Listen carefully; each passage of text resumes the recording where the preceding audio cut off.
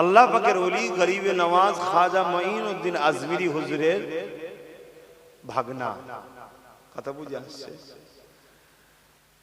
তো? বোন স্বামী নেই, স্বামী ইন্তেকাল হয়ে গেছে, তো ভাগনাকে গরিবে নওয়াজের কাছে দিয়ে গেছে। যখন দিয়ে গেছে তখন বলছে, ভাই লাখো মানুষ তোমার লঙ্গর খানা থেকে খানা খেয়ে যায়, এই বাচ্চাটা রেখে গেলাম, এই বাচ্চাটাকে দেখাশোনা করবে, বাচ্চাটাকে পড়াবে, বাচ্চাটাকে খেয়াল রাখবে।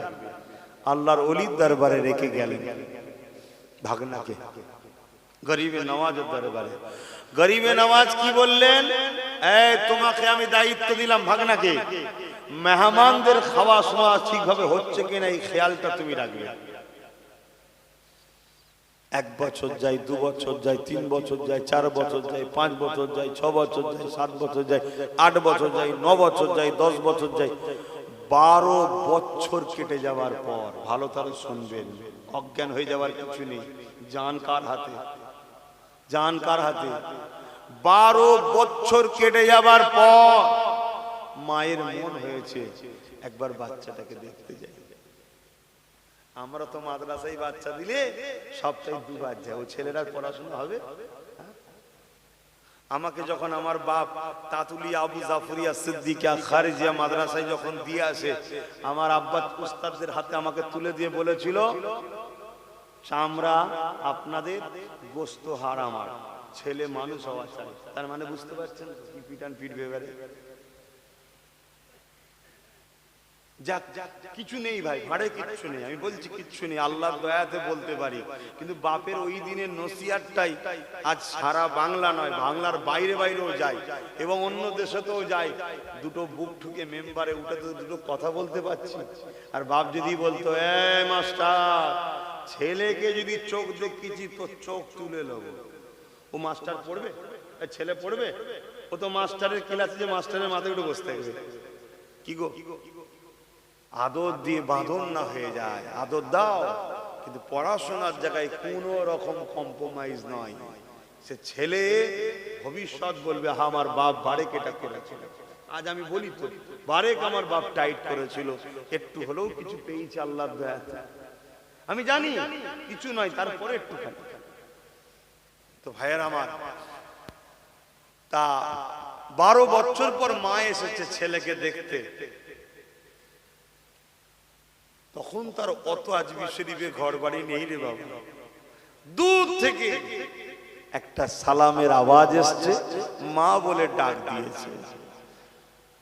আল্লাহর ওলি গরিবে নওয়াজ খাজা মঈনুদ্দিন হুজুরের বোন সেই দূর থেকে ফলো করছে, কে একটা যেন দাঁড়িয়ে আছে, রুগা কিছু একটা রয়েছে।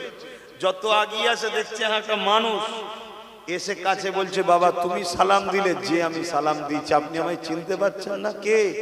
মা আমি আপনার ছেলে। তোমার এই হাল কেন, তোমার এই হাল কেন?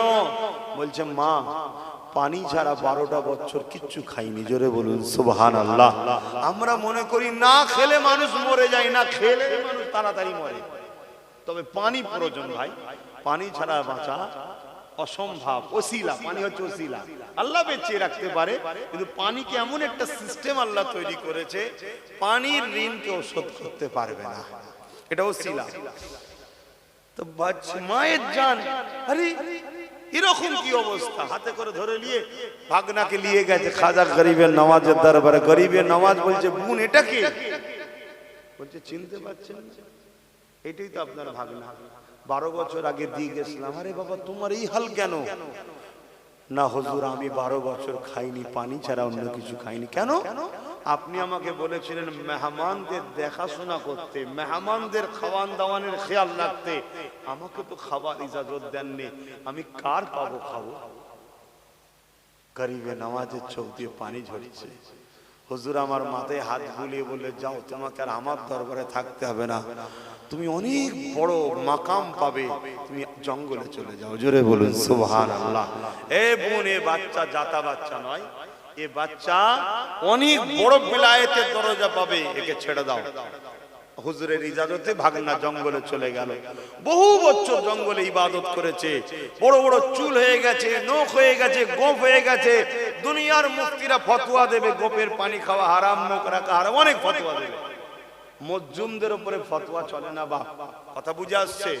মজ্জুম তাদের উপরে ফতোয়া চলে না। হ্যাঁ, তাদের ফতোয়াটা ভুল নয়। যেমন আনাল হক বলেছিল,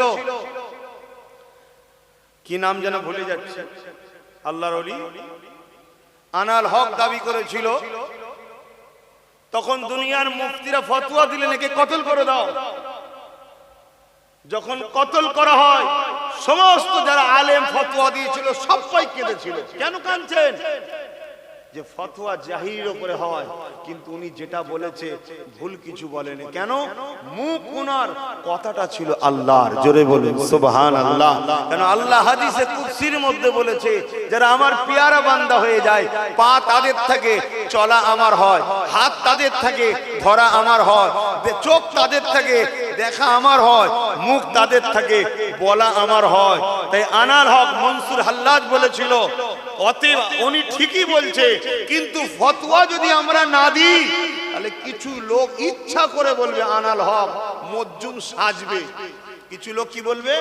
ইচ্ছা করে মজ্জুম সাজবে। আর এই যে আনাল হক বলাতে ওনাকে ফাঁসি দেওয়া হলো, সুলিতে চাপানো হলো। যারা শয়তানি হবে তারা সুলিতে চাপার ভয়েতে বলবে না, এই বলবে নাকি? আর যারা মজ্জুম হবে হাজারবার সুলি চাপাতেও তার মুখ দিয়ে আল্লাহ ঠিক বলবে, আনাল হক, আমি সত্য, আমি সত্য, আমি হক। জোরে বলুন সুবহানাল্লাহ। কথা বুঝতে পেরেছেন? তাই আল্লাহর ওলি হযরতে গরিবে নওয়াজের ভাগনা বহু বছর পর জঙ্গল থেকে বেরিয়েছে। জামা কাপড় ধুলো বালি এই অবস্থায় আল্লাহ ধ্যানে জঙ্গলে ছিল, বাহির হয়েছে। আজকের দিনে তো মডার্ন ছেলেরা পেলে হয়তো ইট পাট খেলে মেরে পাগল পাগল বলেই পিছনে ছুটবে। সব জায়গায় বাবা পাগল পাগল করতে যাবে না। কে কি হালে থাকে আল্লাহ জানে, কোন খাতরায় পড়ে যাবে কোনো কি ঠিক আছে, কি দরকার? ভালো লাগে না দূরে থাকবে। কথা বুঝে আসছে? যাকে তাকে নিয়ে টন্টিটকিরি মারা তুচ্ছ তাচ্ছিল্য করতে যাবে না। কি দরকার আছে? তোমার কেউ তাকে টন্টিটকিরি মেরে তোমার কিছু লাভ হবে? তোমার কিছু লাভ নেই, তুমি দূরে থাকো না। কারণ সে যদি সত্যিকারে কুতুব হয়, কুতুব বোঝে, কুতুবদের ওসিলায় শহর আল্লাহ টিকিয়ে রাখে। জোরে বলুন সুবহানাল্লাহ। দরবেশ মানুষ যারা হয়। তো ভাইরা, এই কলিকাতা মাদ্রাসায় যে রয়েছে, যেটা কি বলে আলিয়া মাদ্রাসা, শিক্ষকতা করতো। শুনছেন? শিক্ষকতা করতো। একদিন ছাত্ররা ভিক্টোরিয়ায় ঘুরতে গেছে, বেশি দূরে কথা না, কলিকাতা মাদ্রাসা। আজকের মাওলানারা মুফতিরা মানবে না বাপ, আমি আবার বলছি মানবে না, আমি মানি। কারণ আজকে আজকাল লোক তো নবী পাকের জেন্দাটাই মানতে চাইছে না। আকসার মাওলানারা মানতে চায়, নবী মরা বলে, নবীকে মরা বলছে, আজকালকার মানবে না। কিন্তু আমি আপনাকে মানি, তাই শোনাচ্ছি, শোনাবো। কলিকাতা মাদ্রাসায় চাকরি করে, ভিক্টোরিয়াতে ছেলেরা পড়াশোনা যারা করে ঘুরতে গেছে, দেখছে হুজুর পুরো উলঙ্গ ঘুরছে। পরের দিন ক্লাসে বসেছে, ভাই হাসবে না ছাত্ররা? হাসছে তো, ফিক ফিক করে হাসছে, কেন হুজুরকে দেখেছে তো এই হালে হাসছে। তখন হুজুর বলছে, হাসছিস, আজকে যাবি, আবার দেখাবো।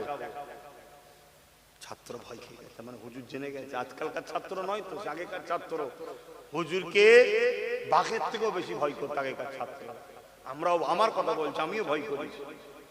আমার যারা উস্তাদ ছিল, বাপরে বাপ, সব বড় বড় শায়েখ ছিল, বড় বড় মুফতি মৌলানা ছিল, বাঘের থেকে বেশি ভয় করতাম। অথচ তারা আমাকে কত আদর করতো দাদা পীরের আওলাদ হিসাবে, গায়ে মাঝে হাত বুলোতো, কিন্তু তারপরেও ভয় কাঁপতাম। কথা বুঝে আসছে?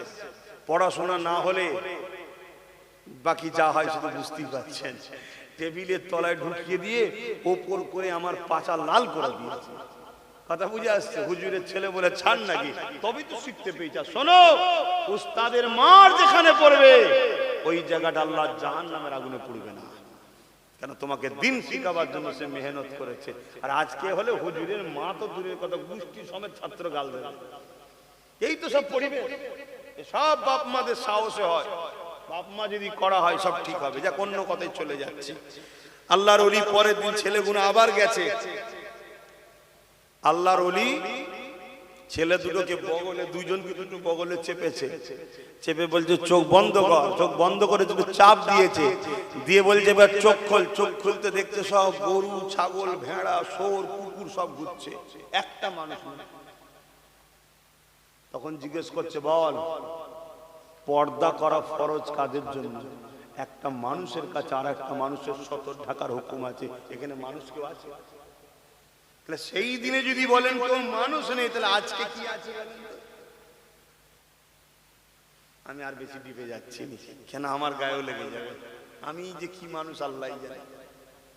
হায় হায়, আল্লাহ মাফ করে, যদি করে হবে, না হয় আমারও রেহাই নেই। তারা এত মহান মহান মানুষ ছিল। তো ভাইরা আমার, আল্লাহর ওলি হযরতে গরিবে নওয়াজ খাজা মঈনুদ্দিন আজমির, এদিকে শোনেন, হুজুরের ভাগনা জঙ্গল থেকে বেরিয়ে একজনকে দেখেছে, ডেকে বলছে, আজকে কি বার? মানে বারটাও জানে না, ছিল তো জঙ্গলে, জুম্মা, শুক্রবার। উনি নিয়ত করলেন, যা বহু বছর মসজিদে আল্লাহর ঘরেতে নামাজ পড়া হয়নি, কারণ জঙ্গলে ছিল তো, আজকে জামাতের সাথে মসজিদে নামাজ পড়বো, এই আশা নিয়ে প্রথম কাতারে, শুনবেন না, প্রথম কাতারে। ভাই মসজিদে যদি কেউ ফার্স্টে যায়, কোন কাতারে দাঁড়াবে? প্রথম কাতারে। হুজুর নামাজ, তাহিয়াতুল ওযুর নামাজ, দুখুল মসজিদের নামাজ সব পড়ে নিয়ে প্রথম কাতারে বসে আছে। বা শহরের লোকেরা আসছে তো নাকি, ভিআইপিরা আসছে, সেন্ট টেন্ট মেরে আর করে, সেন্ট মেকেও নামাজ পড়তে গেছে।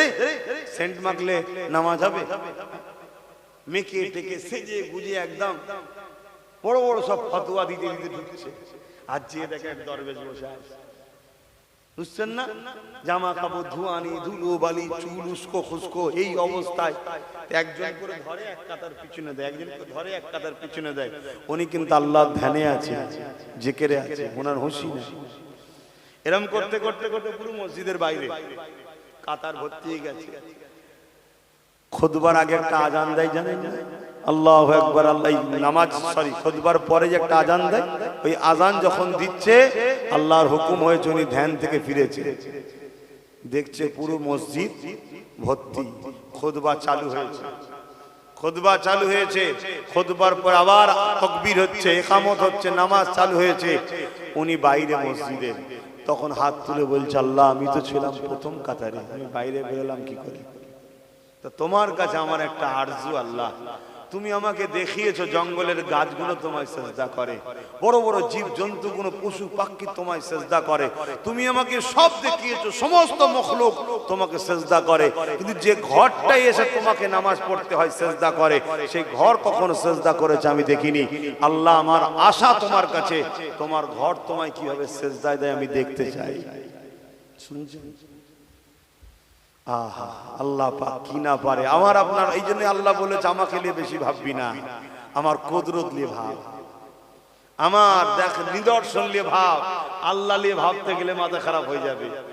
কেন? আপনি দেখবেন রড আছে, বালি আছে, পাথর আছে, ইট আছে, আপনি ওটা দেখবেন, আর আমি দেখবো একটা বালিকেও যদি আল্লাহ হুকুম করে ওই জায়গায় দাঁড়াবি, ওই জায়গাতেই দাঁড়িয়ে থাকবে। জোরে বলুন সুবহানাল্লাহ। ক্ষমতা আল্লাহর আছে না নাই? মসজিদ রুকুতে গেল, সেজদায় গেল, উঠলো, যতজন ভেতরে ছিল সব চাপা পড়ে গেল। কথা বুঝছেন? একটা গাছতলায় গিয়ে বসেছে, একটা পাখি এখন পায়খানা করে দিয়েছে, শুধু তাকিয়েছে, পুরো গাছ সমেত ধরে গেছে।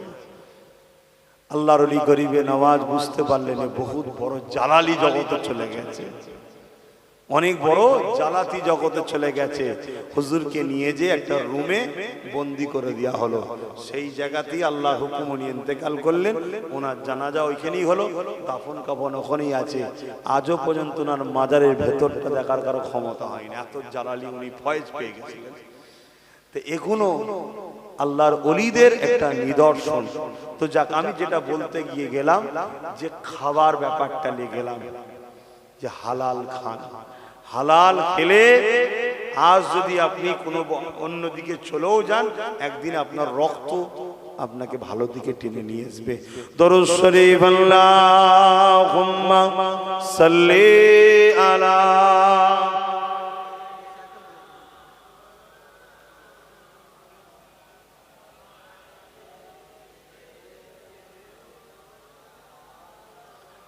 বাপ ভাইয়েরা, আমি একটা পত্রিকা বার করতাম, আপনারা জানেন, রিসালা।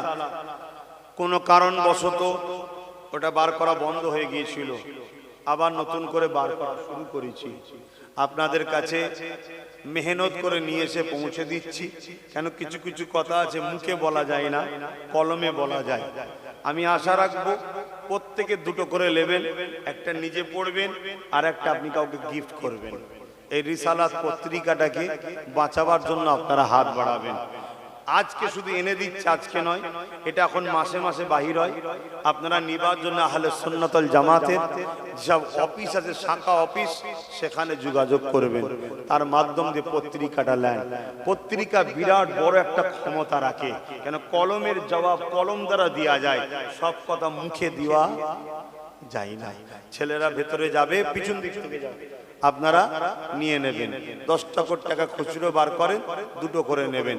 এটা হলো কি খরচ। এখন খরচটা বেশি কেন? অল্প ছাপানো হচ্ছে তাই। কেন এটা আহলে সুন্নাত ওয়াল জামাত সংগঠন থেকে করছে, লস হয়ে যাবে সংগঠনে, সেটাও তো চাইবো না। যেটা এদিন লিতে যখন লক্ষ লক্ষ মানুষ নেবে, তখন ডেলিও হয়ে যাবে, তখন খরচও কমে যাবে। ধরুন একটা পত্রিকা আমার রসুল সম্বন্ধে ভুল মেসেজ দিল, ইসলাম সম্বন্ধে ভুল মেসেজ দিল, কোনো মুসলমান ধরা পড়েছে, তাকে জঙ্গি আতঙ্কবাদ বানিয়ে দিল, তার বিরুদ্ধে কলম আমাদেরকেও ধরতে হবে। পত্রিকা দ্বারা পত্রিকার জবাব দেওয়া যায়। দরুদ শরীফ আল্লাহুম্মা সাল্লি আলা সাইয়্যিদিনা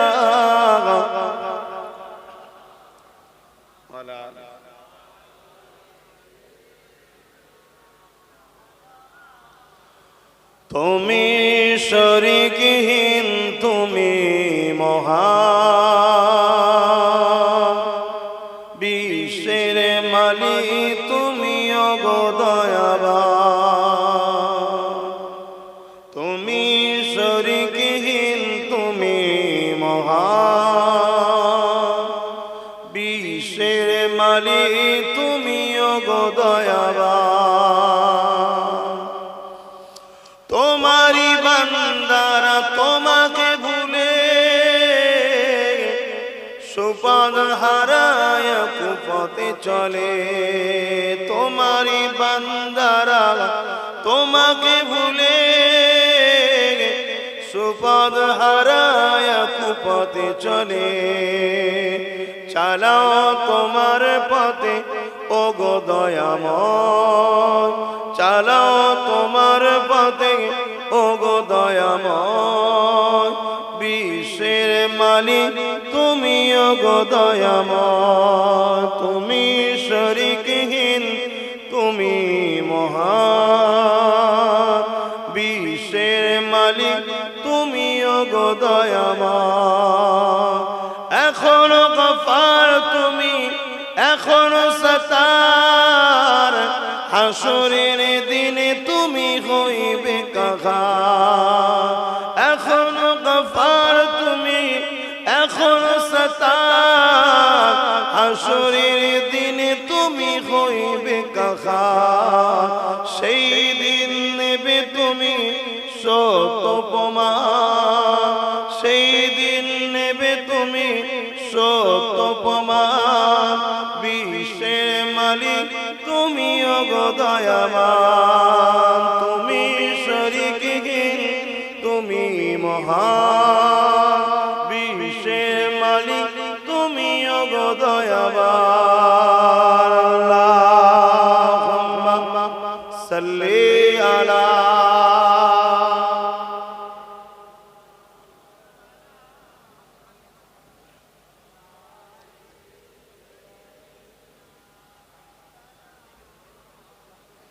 আমার আব্বা জানেরা, আমার আম্মা জান, ভাই বোনেরা, আল্লাহর কাছে বেশি বেশি তওবা করুন।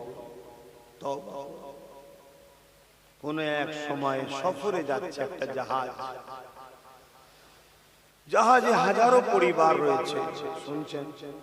জাহাজে হাজারো পরিবার সফরে যাচ্ছে সব।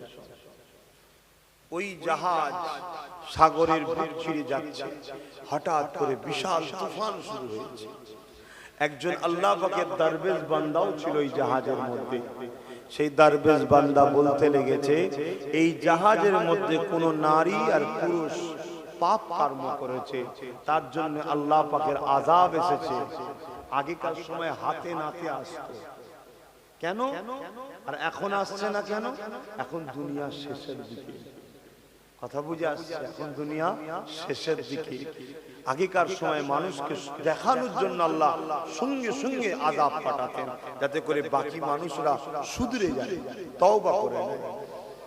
আল্লাহ পাকের ওলি বান্দা বলছে, এ বাবা, তোমরা যারা এই কর্ম করেছো তওবা করো, আর না হয় তোমরা এই পানি থেকে নেমে যাও, জাহাজ থেকে নেমে যাও, কারণ তোমাদের দুজনের জন্য পুরো জাহাজের মানুষ বিপদে পড়ে যেতে পারে। তাই কেউ স্বীকার করবে? বলেন না, কেউ আছে নাকি পানিতে লাফ মেরে দেবে? দিচ্ছে না। লাস্টে আল্লাহর ওলির কাছে কিছু চাদর ছিল, কাপড় ছিল, ওই কাপড়গুলোকে আল্লাহর ওলি পানিতে বিছিয়ে দিয়েছে। আল্লাহ পাক ওলিদেরকে কত ক্ষমতা দেয়, পানিতে বিছিয়ে দিয়েছে। আপনারা নিশ্চয়ই জানেন হযরতে রাবিয়া বসরি, হযরতে হাসান বসরি তিনার পীর ছিলেন। বহুত দিন পর একদিন মুরিদনির সঙ্গে দেখা হয়েছে। মুরিদনি পর্দার মধ্যে, হিজাবের মধ্যেই আছে, বোরখার মধ্যেই আছে। জিজ্ঞেস করছে, মা তুমি সবক আমল করছো? রাবিয়া বসরি বলছে, জি আব্বা, পীর মুরিদি স্বপ্ন হচ্ছে বাপ বেটির সম্পর্ক। জি আব্বা, আমি সবক আমল করছি। তো কিছু আল্লাহ মিলিয়েছে, কিছু দেখাও। তখন রাবিয়া বসরি বলছে, হুজুর আপনি প্রথম দেখা। আল্লাহর ওলি নামাজের মুসাল্লা পানির উপরে বিছিয়ে দিলেন, দিয়ে তার উপরে দাঁড়িয়ে 2 রাকাত নফল নামাজ পড়লেন। জোরে বলুন সুবহানাল্লাহ। শূন্য পানিতে ক্ষমতা দিবার মালিক কে? আল্লাহ। আল্লাহ পানিকে বলে দিয়েছে, আমার মাহবুব বান্দার নামাজের মুসাল্লা ডুবাবি না। পানির ক্ষমতা আছে আর ডুবাতে পারে? এ ক্ষমতা আল্লাহ। কোরআনে তার প্রমাণ আছে না নাই? ইব্রাহিম নবী কতবার চেষ্টা করেছিল বাচ্চার গলায় ছুরি চালাবার, এত ধার ছিল, তরোয়ালে আঘাত, পাথরে আঘাত করেছে, বড় পাথর 2 টুকরো হয়ে গেছে, গলা চলছে না। কেন? আল্লাহ বলে দিয়েছে, আমার ইসমাইলের গলায় তুই কাটবি না, তরোয়ালের ক্ষমতা আছে। সব জানবেন আল্লাহর ইশারায়। হযরতে রাবিয়া বসরি তখন কি করলেন? নামাজের মুসাল্লাটা বিছিয়ে শূন্যে উড়ে গিয়ে বাতাসকে ইশারা করলো, বাতাস আমি আল্লাহ পাকের 2 রাকাত নামাজ পড়বো, তুমি আমার মুসাল্লাটাকে উড়িয়ে রাখো। শূন্যে বাতাসে ভেসে 2 রাকাত নফল নামাজ আদায় করেছিলেন। এসব আলোচনাও বন্ধ হয়ে গেছে, আর এসব মানাও আজকাল আমাদের কাছে বন্ধ হয়ে গেছে। আজকাল মানতে চাই না ভাই, আকসার মানতে চাই না। আপনারা মানেন? হ্যাঁ কি না? মনে রাখবেন, ক্ষমতা কার? আল্লাহর। অস্বীকার করলে আল্লাহর ক্ষমতাকে অস্বীকার করা হবে। এগুলো আল্লাহ দেখা, এটাকে বলা হয় কারামত। ওলিদের দ্বারা হয়, আর নবীদের দ্বারা হয় মুজিজা।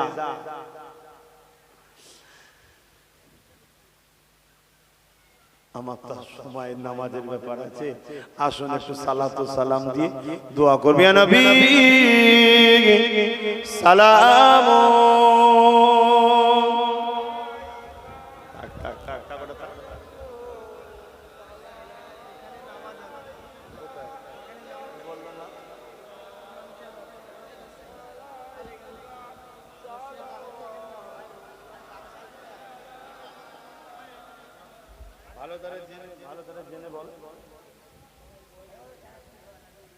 ভালো করে জেনে বলো।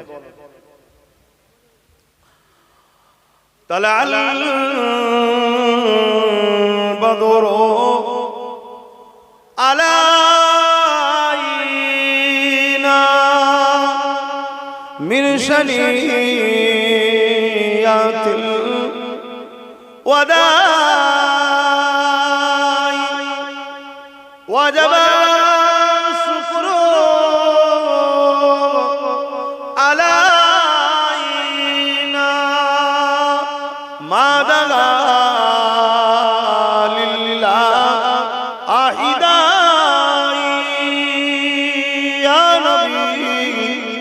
সালাম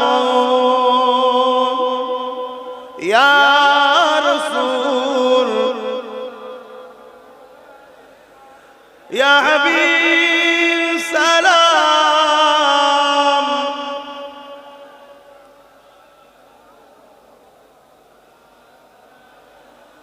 কঠিন হাসরের দিনে কি আছে মোদের কপালে গুনাহগার উম্মাত আতো আপনা লইবেন সঙ্গে এ মাহশরে নবী সালাম ইয়া রাসূল ইয়া হাবিব সালাম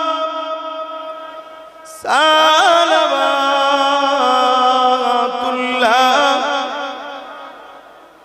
সকলে গায়ে গায়ে বসুন বালাগান কামালিহি কাসাবাত তুজা বিজামালিহি হাসানাত জামিল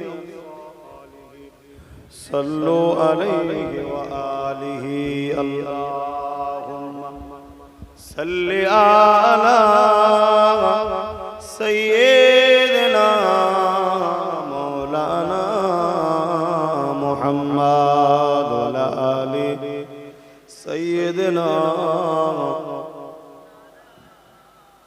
আমার আব্বা জানেরা দুয়ার বাদ এখানে একটা জামাত হবে, আপনারা এখানে নামাজ আদায় করবেন।